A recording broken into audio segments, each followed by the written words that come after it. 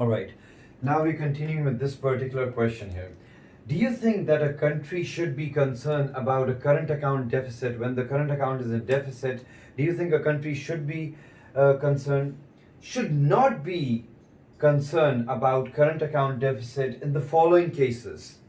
When deficit is by a small amount, for instance, it's a small amount, let's suppose it's just in few lakhs, it's just in few thousands, so it should not be of a concern. When deficit is already predicted, it's predicted that this deficit would occur because there was a natural disaster, so we can't help it.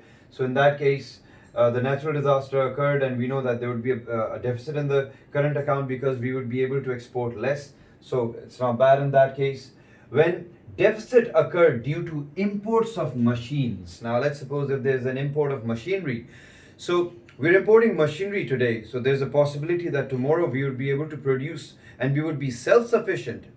And there might be a possibility that we might produce surplus output and we might even export it to other countries. This might even improve our current account in the long run. When overall balance of payment is in surplus. Now, when the overall balance of payment is in surplus. So let's suppose the current account is in deficit and the capital and the financial account is in surplus and the overall balance of payment is in surplus. So it's not much of a concern.